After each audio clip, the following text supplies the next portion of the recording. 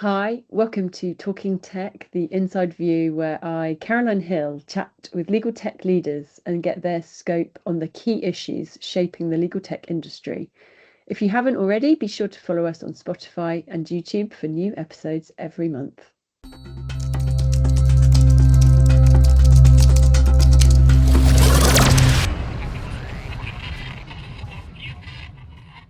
Hi everyone, welcome to the Inside View with Legal IT Insider. I'm your host, Caroline Hill, and on our podcast or vodcast, I'm speaking with Stewart Crane, who is Global IT Director at Withers. Stuart's been at Withers for just over 8 years. He's had a really varied career, including EMEA Consumer Director at insurance company Marsh, and Head of IT and Change at Domestic and General. And we're here today to have a wide-ranging chat about the tech, both at Withers and also some of the wider industry trends at the moment. Hi, Stuart. Hi, Caroline. Thanks very much for taking the time to speak to me today. Thank you, likewise. Thank you so much for taking the time to speak with me, Stuart. So you've had a really good, we're going to talk a little bit about you. We're going to talk about Withers. So just to sort of set what people can expect, we're going to be talking a bit about your tech priorities, some of your AI projects, and a little bit about sort of some thoughts on how AI is adding value. Not surprisingly, we're going to talk a little bit about adoption and governance. Those two are not necessarily connected, but probably should be, and some of the human side of tech and AI, perhaps a little bit of industry myth debunking in terms of the volume of change that's happening, and also perhaps a little bit of a look ahead in terms of what you've got coming up over the next while. But yeah, just to come back to you, so just talk about you for a little bit. But so you've had a great varied career, but you've been in legal for 8 years now. Yes, joined Marsh in January 2018. Sorry, joined Withers in 2018. It's the first law firm I've been to, which was a bit of a shock to the system, but really nice people, really professional people, and a really interesting time to join the legal industry. So I get to look after the IT and the project management office. And a lot of that relates to sort of the IT change, the innovation, the business change that we're trying to deliver across the firm as well. Okay, so it's all connected in terms of so how you approach IT and innovation is quite joined up. Yes, I mean, innovation is much more than IT, and it's certainly Yeah. a popular conversation that people, when they say innovation, they usually mean IT innovation, but actually it's much wider than that. And we do to try to democratise innovation across the firm.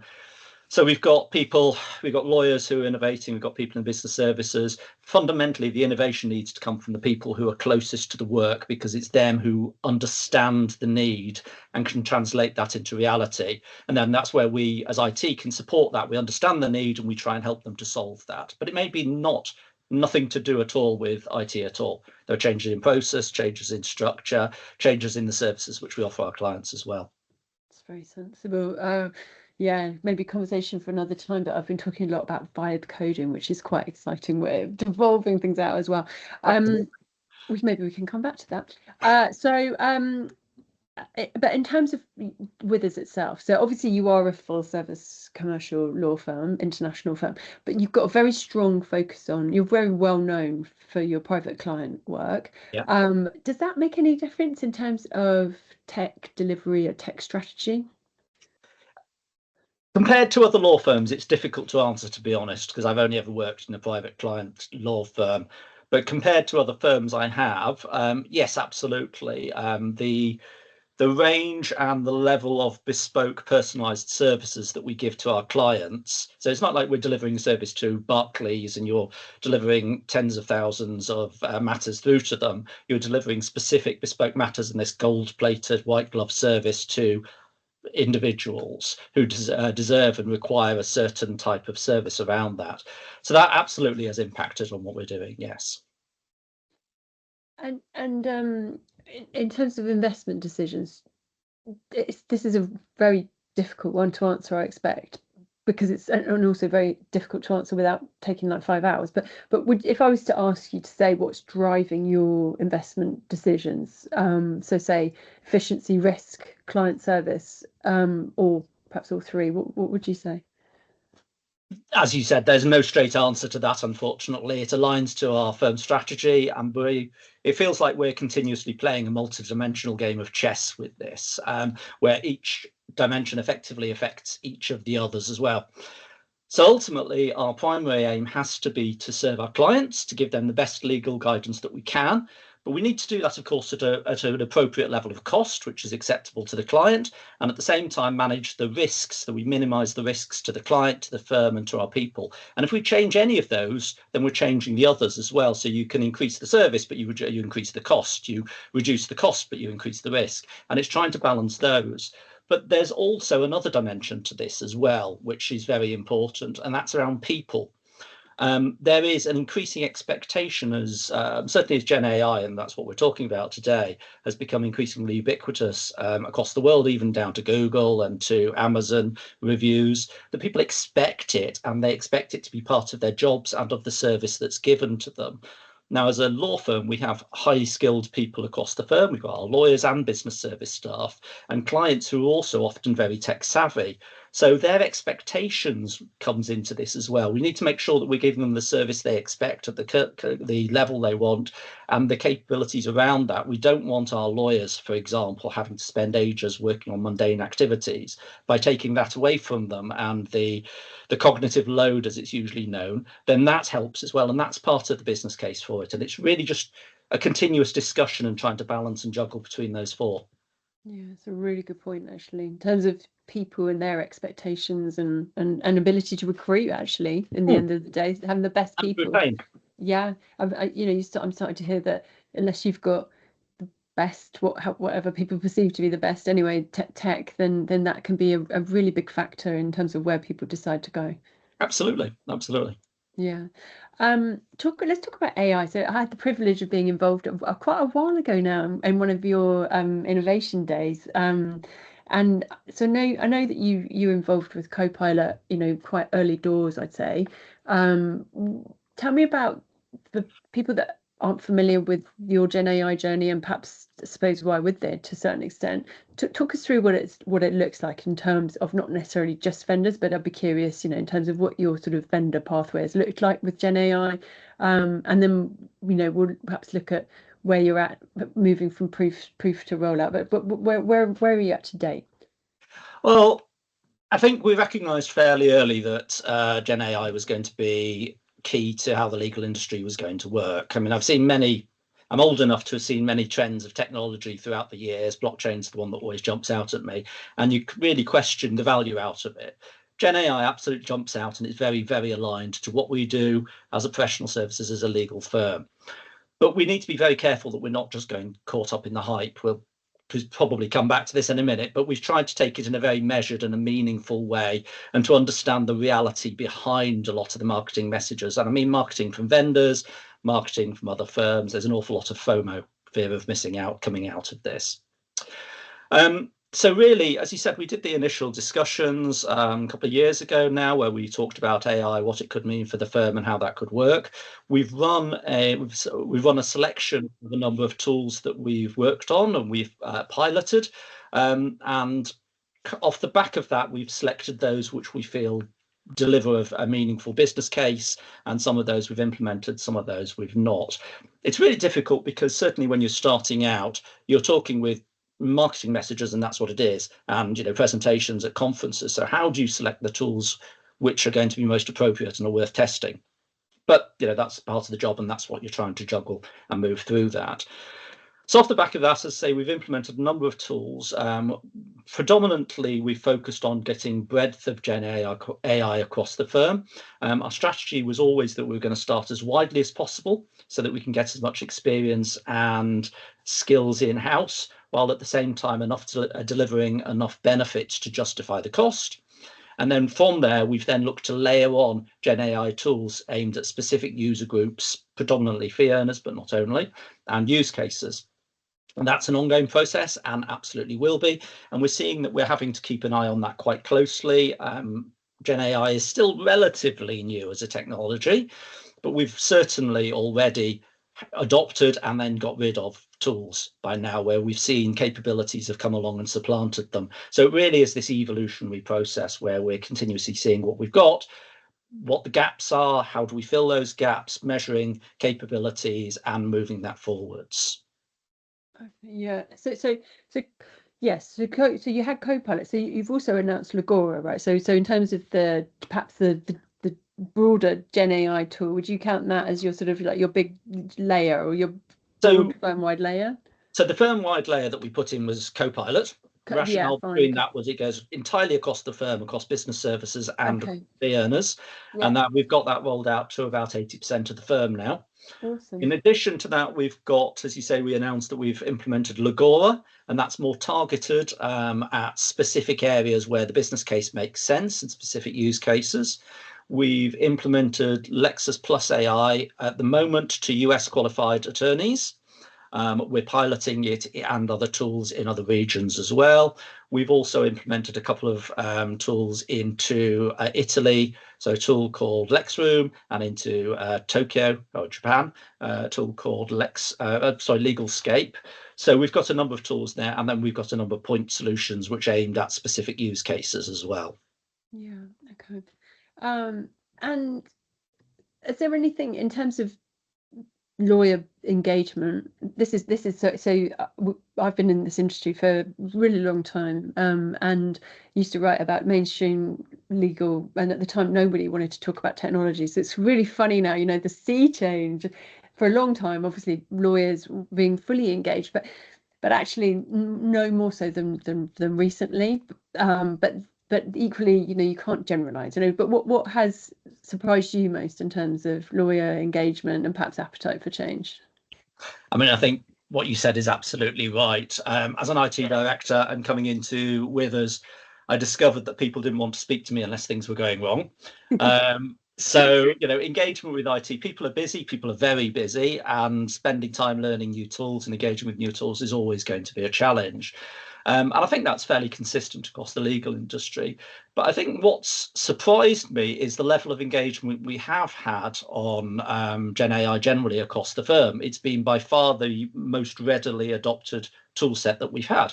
Of course, we've got a wide range of levels of interest. We've got those who jumped on it straight away and are very much ahead of the curve, and those who have got no engagement and no interest somewhere in between.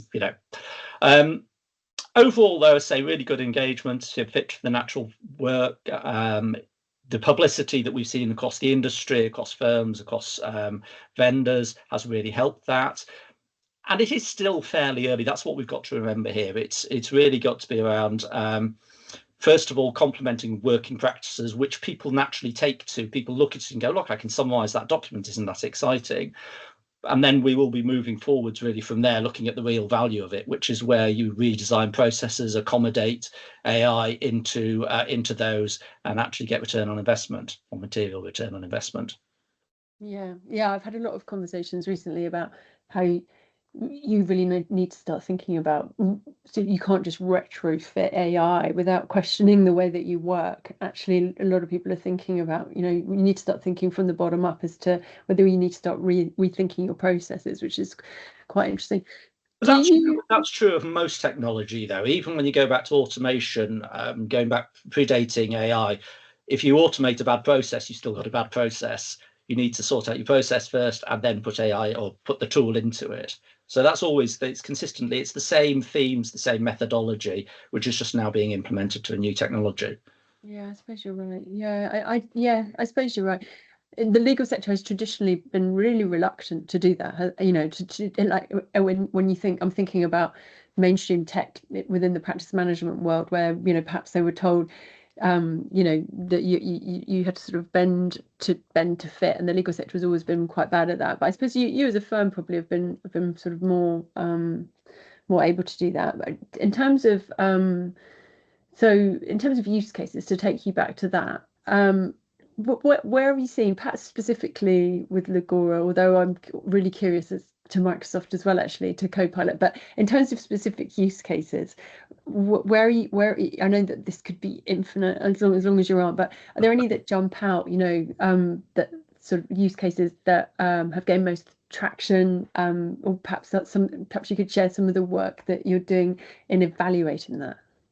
Yeah, I mean, The challenge, as you say, is that as a technology, it is deployable across so many different use cases.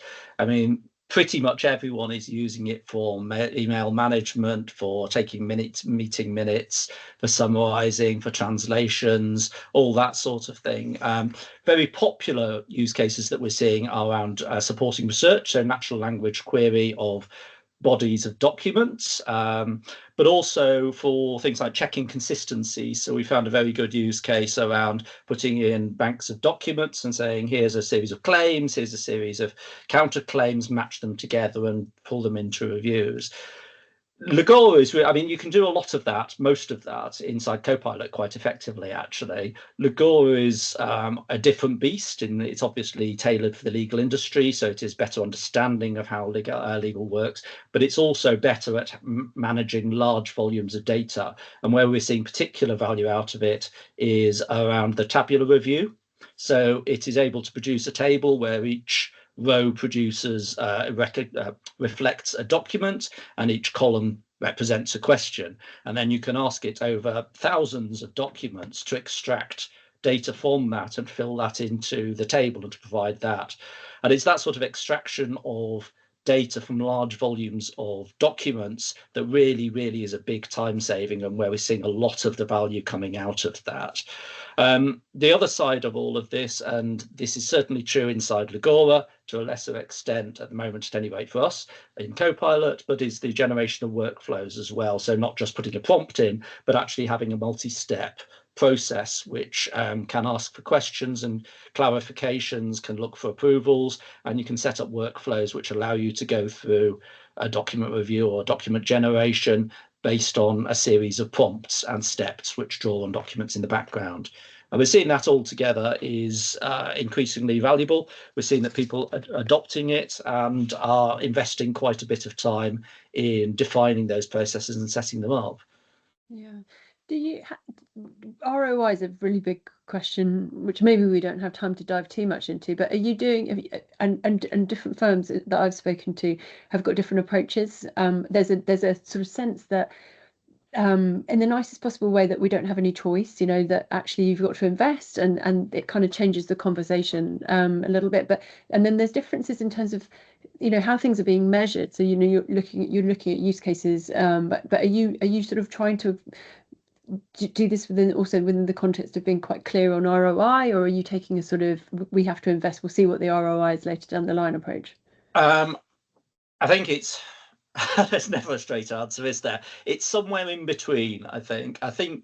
Personally, I think the adoption of AI to the firm is a fairly existential discussion, really. I think it is innate to how the firm will be in the future, and so therefore we need to adopt it.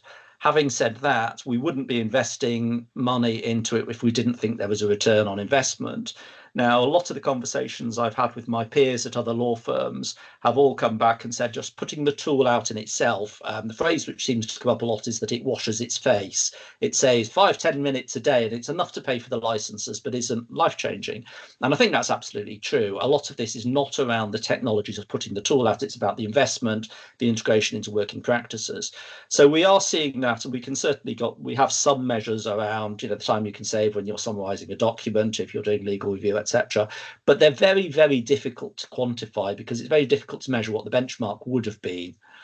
Where the return on investment becomes much clearer is in the larger, more formulaic workflows and the large document reviews. So rather than having a team of trainees reviewing a body of documents, you've got Legora doing that.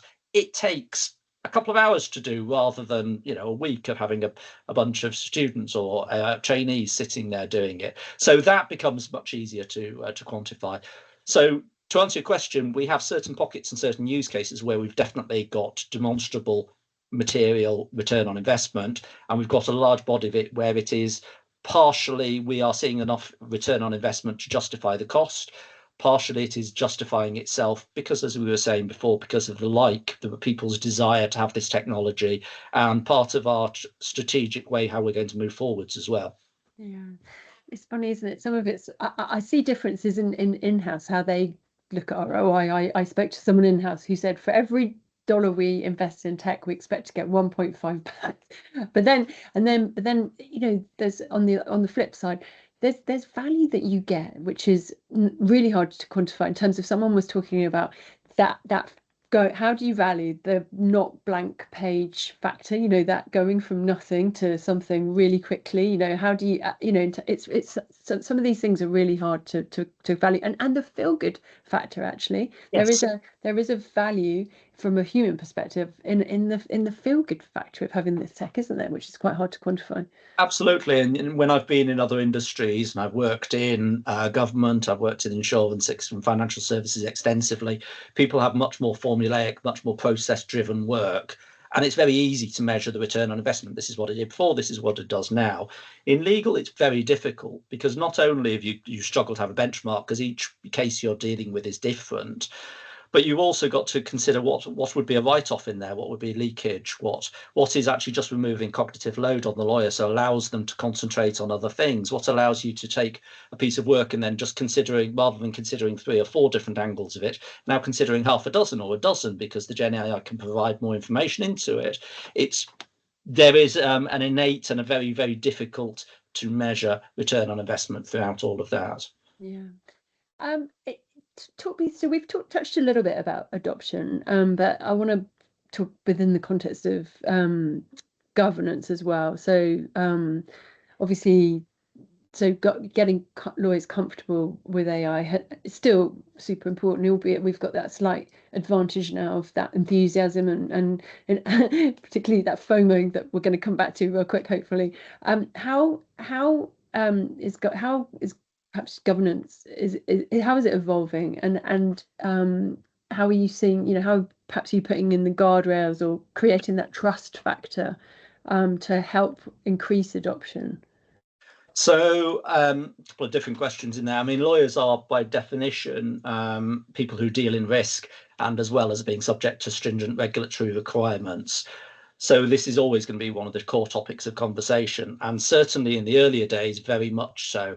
I was rather gratified that I was in a partners meeting the other day, actually, talking about AI adoption, and for once, security, data privacy, and that sort of thing didn't come up, and that wouldn't have been the case a few months ago. So it's been an ongoing journey. It's something we take very seriously. It's something we're continuing to work with. But really, it's a movable feast. We adopted a series of guardrails fairly early. I used an acceptable use policy and made sure that that was mandatory. We wouldn't issue out GenAI licenses until people had been through the training around that.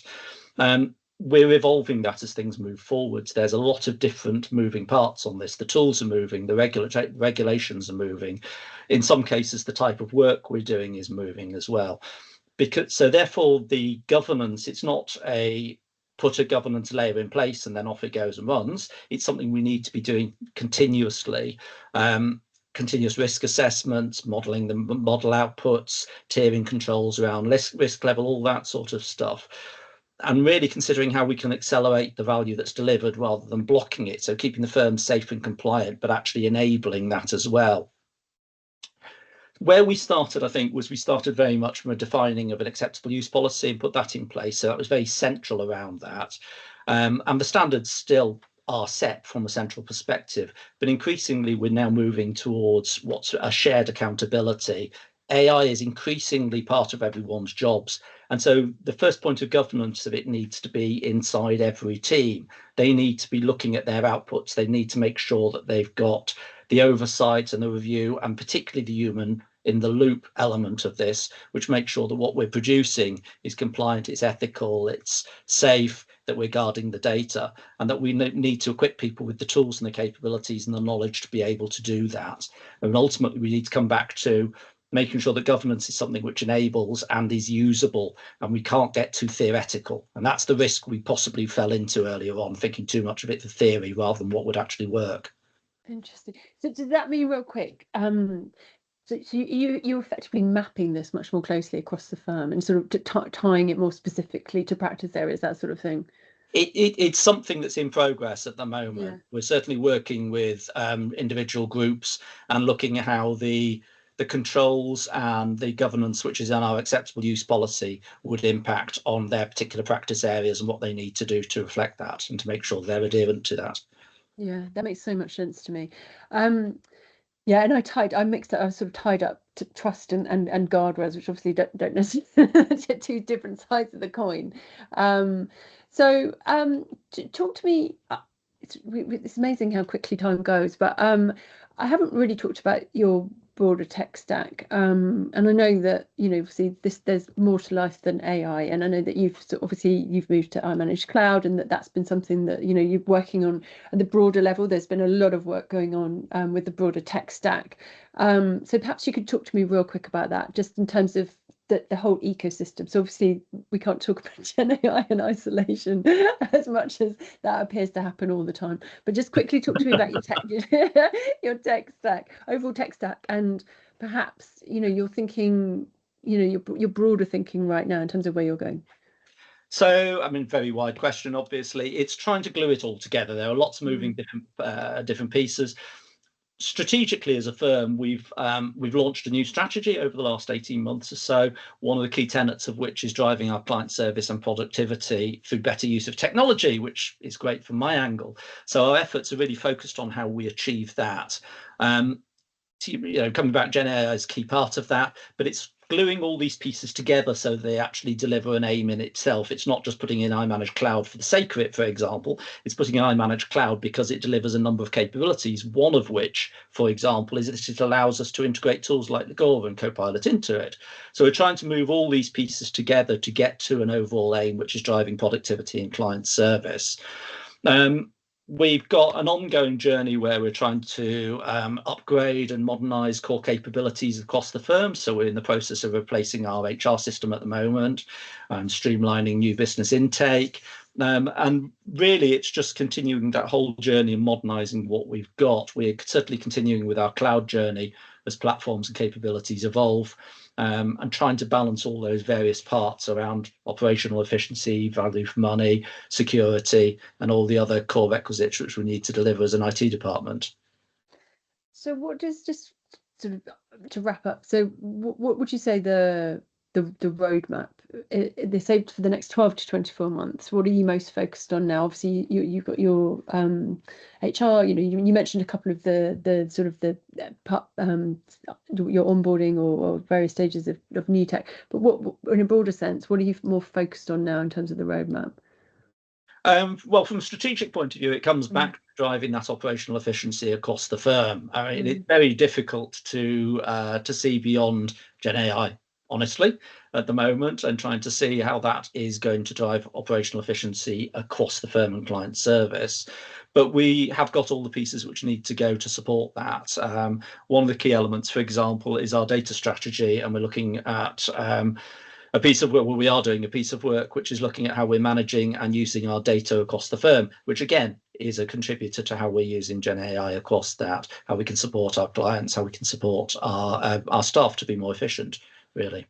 Yeah, I think there's everyone I speak to, data's always been obviously a huge conversation, but as we evolve further down the AI line, it's that case of people are still bashing into blockers, aren't they? With having sort of tried to run and then needing to go back and make sure that your data is in good shape.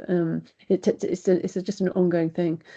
Absolutely. Last question. So what does success look like for you or for Withers when it comes to legal tech innovation? I guess it really comes down to how we make sure that there is a partnership between legal technology and how we serve our clients. So legal technology can't be an end in its own right. And I think that's one of the key things that people forget. We often jump straight to the technology. This is not about replacing expertise. It's about partnering with our lawyers and amplifying what they're capable of. So success really is that our lawyers can focus on the high value judgment rather than the repetitive administrative type tasks, that our data becomes a strategic asset, and that technology becomes embedded and trusted in everything that we do really to serve our clients. So ultimately, at the end of the day, the success is measured in better client outcomes, making sure that our people are more empowered and that we have a more scalable, future-ready firm. Well, on that note, that's great. Thank you for that. Not much to do then, Stuart. It sounds like you're going to have a fairly quiet 2026, I'd say. Absolutely, yeah. Thank you. I wish you don't need luck, but wish you the best of luck with that. I think it's certainly not boring. That's one of, I think that if I have anything on my grave, it's going to be that, and it wasn't boring. um, Very. but definitely a challenge. And I do think that I'm grateful for this community. I'm grateful for these kind of conversations, and for, you know, you making the time to share, because I feel like one thing that really helps is that experiential. You know, we're lucky to have that environment where people do share. So I'm really grateful for you making the time to share with us today. Great, thank you very much. It's great to do so. It's one of the things I found about the legal industry compared to anywhere else I've worked. It's much more of a sharing, much more of a community type environment, which is fantastic.